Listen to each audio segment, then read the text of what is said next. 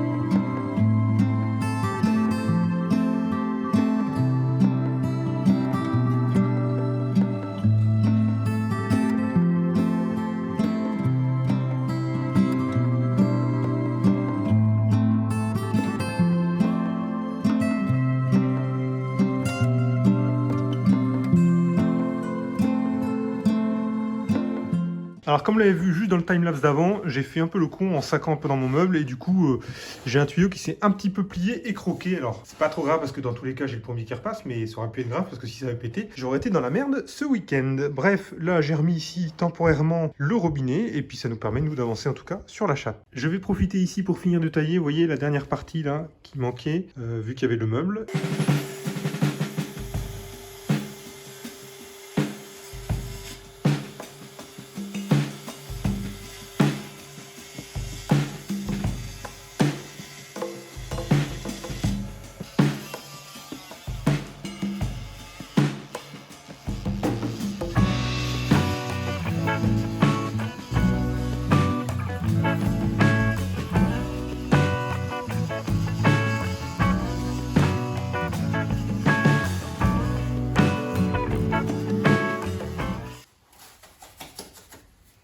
À chaque fois que je fais du mortier, je pense à l'histoire des trois petits cochons, avec le troisième petit cochon qui construit sa maison en briques. Je sais pas pourquoi. Et vous, ça vous fait penser à quelque chose de mortier ?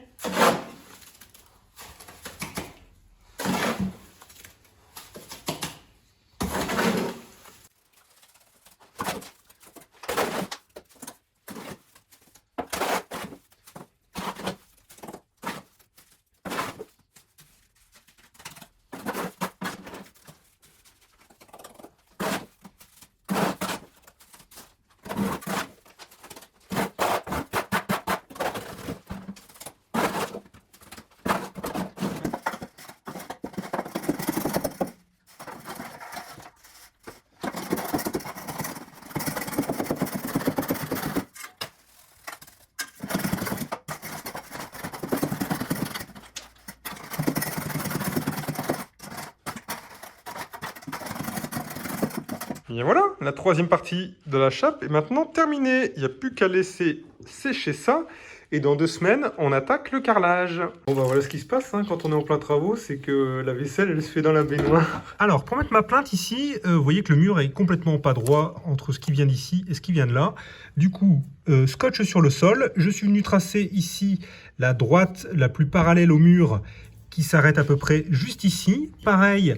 Au niveau du mur là-bas, on va s'arrêter juste là et je rejoins ensuite les deux en travers. Ce qui va me permettre ici de pouvoir définir quels sont les angles que je vais pouvoir appliquer pour découper mes plinthes. Alors, en utilisant une plinthe, j'ai fait l'épaisseur de la plinthe, je suis venu retracer et vous voyez, voilà, c'est ça que je vais devoir venir couper et ces angles-là que je vais devoir revenir reproduire. Donc ce petit template, je vais le garder et je m'en servirai sur la scie pour pouvoir régler mon angle. Allez, je viens de couper ça à la Capex. Bon, sur le papier, c'est bien, il n'y a plus qu'à les vérifier en vrai.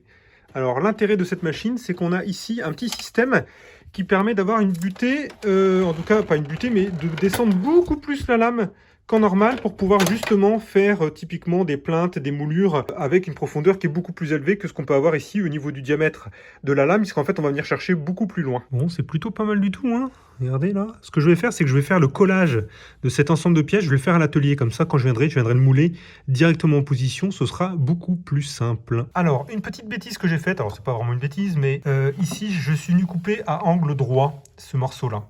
Et je suis venu couper ici à angle cette partie-là. Sauf que en faisant ça, comme d'un côté j'ai un angle et de l'autre je suis droit, en fait j'ai plus tout à fait, vous voyez, il y a un petit décalage de 1 mm. J'ai plus tout à fait la même épaisseur de planche. Pour éviter ce phénomène, en fait, je suis censé venir prendre la bisectrice de l'angle plutôt que de là, ici, un 90 et puis de l'autre côté, un 45. Ça m'évitera ici d'avoir ce genre d'écart. Alors, de toute façon, mon mur étant arrondi, je vais devoir ici revenir poncer potentiellement un petit peu à la ponceuse à rouleau pour parfaire ce système. Je suis venu coller le montage que j'avais fait. Alors bien évidemment, il faut que je refasse un coup de ponçage sur l'ensemble maintenant que c'est collé, mais vous voyez le concept, c'est que vraiment ça va venir ici se glisser là-dedans. Donc en le passant ici par derrière, on arrive vraiment à avoir quelque chose d'un petit peu plus clean. Alors ici, j'ai un petit peu de jeu, il va falloir que je retaille le mur, mais de toute façon, le but c'est de venir pouvoir ici faire un petit joint acrylique propre entre la plinthe et le mur avant de repeindre le mur. Quoi qu'il en soit, on a quand même quelque chose de plus propre qui est ce qui existait avant sur le mur, cette espèce de gloubi-boulga là de découpe et de peinture et de mastic. Ça nous fera quelque chose quand même de beaucoup plus clean. Que ce soit dans le neuf ou dans l'ancien, il serait utopique de penser que chaque angle est bien un angle droit. Alors pour ça, il existe bien sûr des faux équerres, ce qu'on appelle une fausse équerre qui va permettre d'avoir l'angle exact. Moi, ce qui m'intéresse ici en l'occurrence pour mettre des plinthes, c'est un petit outil là qui est fourni en l'occurrence avec la Capex de chez Festool. C'est un outil qui permet d'avoir la bisectrice d'un angle. C'est-à-dire qu'ici, je vais pouvoir écarter les deux pièces et ici, ce qu'on voit ici en pointillé, c'est la bisectrice de l'angle qui va me permettre après, moi, sur la machine, de venir mettre la scie exactement à l'angle exact qui correspondra à la moitié de l'angle que j'ai ici pour couper d'une part la première partie de plinthe et d'une part la deuxième. Et donc, je ne serai peut-être pas à 2 x 45, mais peut-être à 44,2. Cet outil marche bien évidemment dans les deux sens, les angles sortants, les angles entrants. On a juste à faire sortir ici les petites parties métalliques et on voit que là, je vais arriver comme ça exactement sur mon mur pour faire ma coupe à onglet. Une fois sur la scie, il n'y a plus qu'à mettre en route le laser. Et là, vous voyez, je me suis mis à 45 degrés. Par principe, je pars du 45. Et regardez, on voit que le laser, là, il est en train de s'écarter ici et là. Donc, on n'est pas tout à fait à 45. En fait, on est un petit peu plus que 45. Donc là, on va essayer de se rebouger un petit peu plus. Allez, je me suis mis à 47. Est-ce que 47, je suis pas mal? Un petit peu trop peut-être. Alors là, je me suis bien mis en position et vous allez voir, c'est la flèche verte qui compte, donc je suis à 45,5. Mais c'est ce qui va faire la petite différence, c'est qu'au final, mon angle il va être nickel à la fin.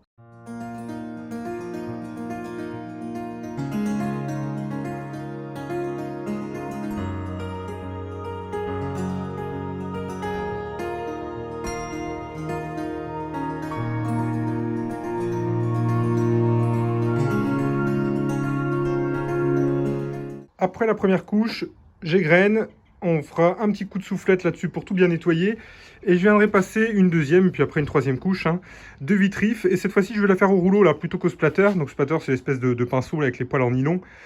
Pour essayer de faire de moins de traces, parce qu'on voit quand même ici un petit peu, vous voyez légèrement les stries du pinceau. Mais au moins, la première application, je suis sûr que ça pénètre bien partout. C'est pour ça que je préfère le faire au pinceau.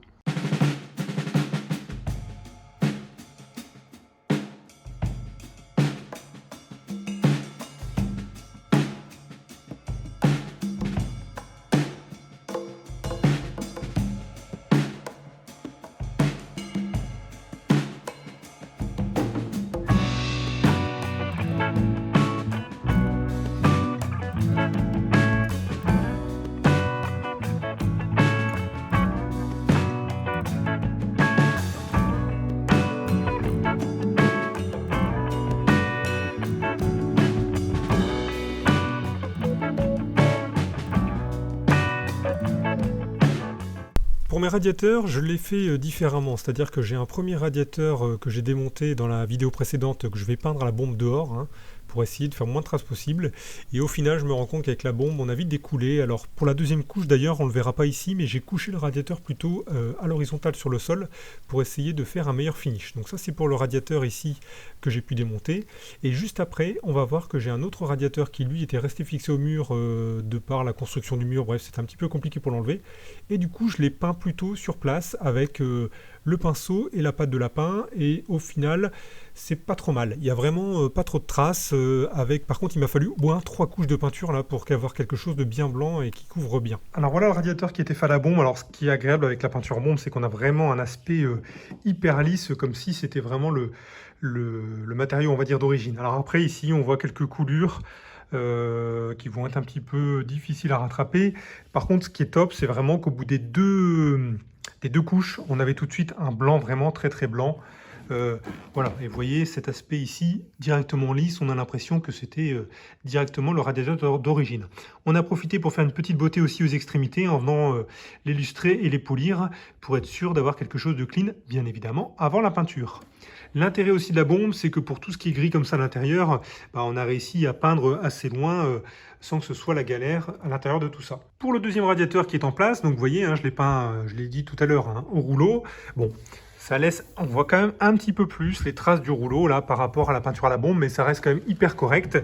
Bien évidemment, ici c'est plus délicat et vous voyez, on voit tout de suite l'ancienne couleur du radiateur. Donc ce que je vais faire, c'est que je vais quand même mettre un coup de bombe pour celui-ci à l'intérieur pour essayer vraiment de l'harmoniser au mieux, parce que là de toute façon, y aller au rouleau au pinceau, c'est quasiment impossible de faire un truc propre.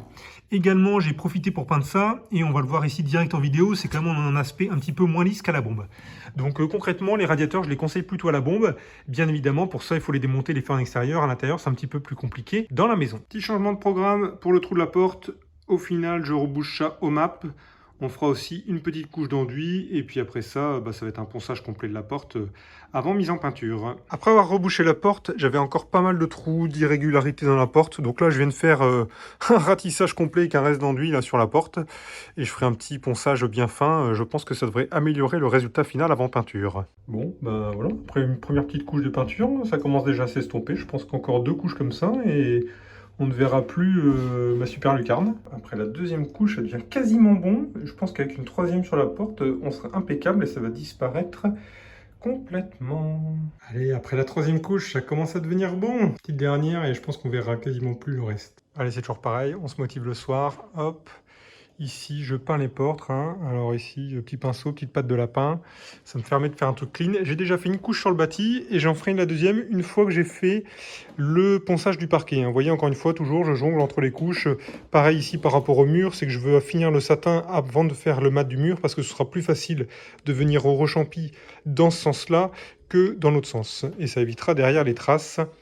C'est pas grave s'il y a un poil de mat sur le satin, alors que le satin sur le mat, ça se verra tout de suite. Bon, le bâti aura encore une couche, mais bon, elle est pas mal cette porte quand même, Une belle surface miroir, je suis quand même bien content du résultat. Alors, dans un chantier pareil, il y a toujours un petit peu d'organisation. Donc vous voyez, j'ai mon petit planning sur lequel, comme ça, je viens écrire mes étapes au fur et à mesure, de savoir voilà, ce que j'ai fait pour respecter un petit peu l'ordre, notamment par rapport aux étapes suivantes. Et souvent, voilà, pour le week-end, je me mets mon petit plan avec tout ce que j'ai à faire dans le week-end. Et puis voilà, on coche au fur et à mesure. Et en tout cas, voilà, les étapes suivantes, ça va être la pose de la cuisine. Pour s'occuper de ces petits nœuds là du plancher, on ne peut pas laisser ça comme ça avant de vitrifier. Donc je vais venir utiliser les petites seringues comme ça là de résine époxy pour venir remplir ça. Je vais faire ça un petit peu partout et à partir de là on sera bon avant le ponçage complet du plancher et de pouvoir ensuite attaquer la vitrification.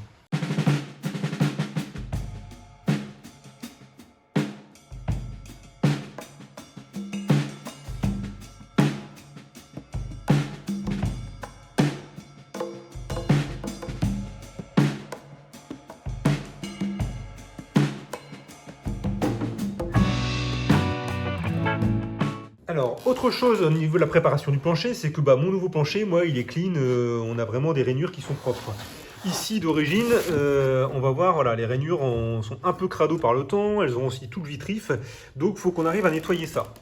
Donc ici, avant de poncer complètement le plancher, je suis venu avec un racloir de menuisier, venir ici comme ça gratter dans les rainures et pouvoir me refaire quelque chose de propre. On va bien évidemment essayer de nettoyer au maximum au fond ces trucs-là, hein, et pour pouvoir, voilà, une fois qu'on aura pensé, éviter d'avoir ces espèces de lignes noires en fond qu'on verra partout. Alors pourquoi on a ça aujourd'hui? C'est parce que le plancher, voilà, je pense qu'il a plus de 30 ans, il a à mon avis bien vécu, donc il y a des endroits où ça s'est agrandi, on voit ici il y a des endroits où ça s'est vraiment resserré, parce que je pense qu'il a aussi peut-être été un peu mal posé auparavant, et puis voilà, toute cette rainure, même si on aspire, il n'y a rien qui part, c'est vraiment encrassé, il faut vraiment aller gratter à l'intérieur pour essayer d'aller choper les trucs, quoi.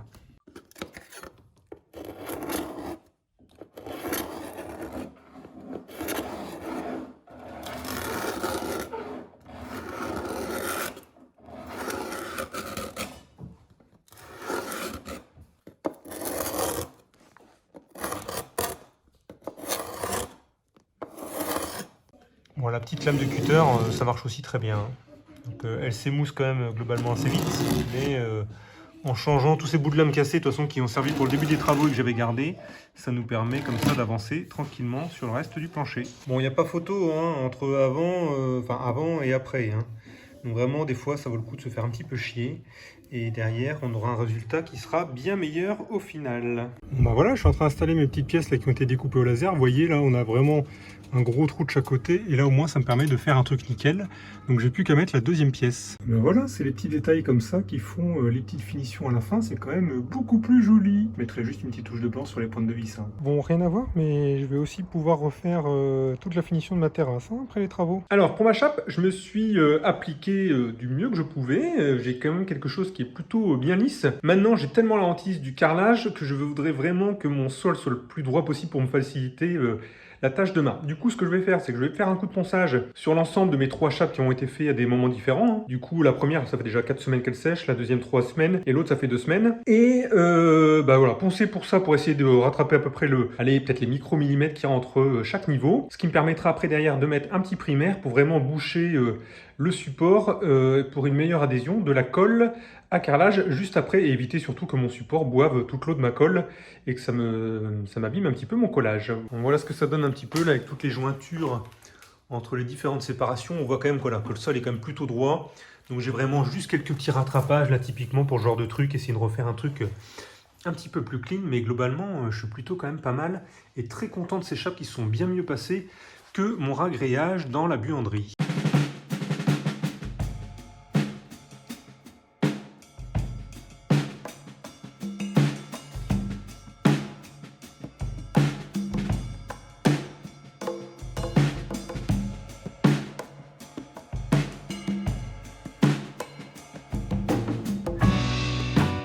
Je suis plutôt content du résultat, hein. Vous voyez, avec la ponceuse et l'aspirateur, ça n'a pas fait trop de poussière, ça a surtout envoyé du sable partout.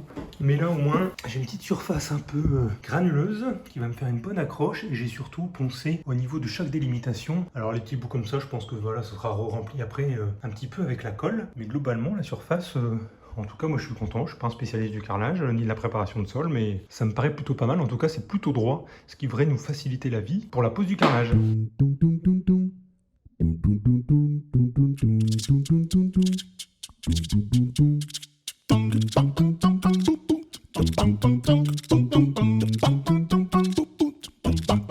Bon, lire les notices des boîtes avant de les utiliser, c'est mieux, puisque je me rends compte que le primaire d'accrochage, en fait, il doit être mis au maximum 72 heures avant la pose du support. Et moi, le carrelage, c'est dans 1 semaine. Donc je m'arrête là, et on mettra, on refera plutôt ce primaire les maximum 3 jours avant la pose du carrelage. Bon voilà, hein, vous voyez, la cuisine elle est encore déménagée, là on passe son temps à bouger les éléments à gauche, à droite en fonction de la zone sur laquelle on travaille. Bref, on va s'arrêter là pour cette petite vidéo. Bien évidemment, si vous n'êtes pas abonné à la chaîne, je vous invite à le faire pour être sûr de recevoir les notifications pour les prochaines vidéos. Et je vous dis à bientôt. Allez, ciao!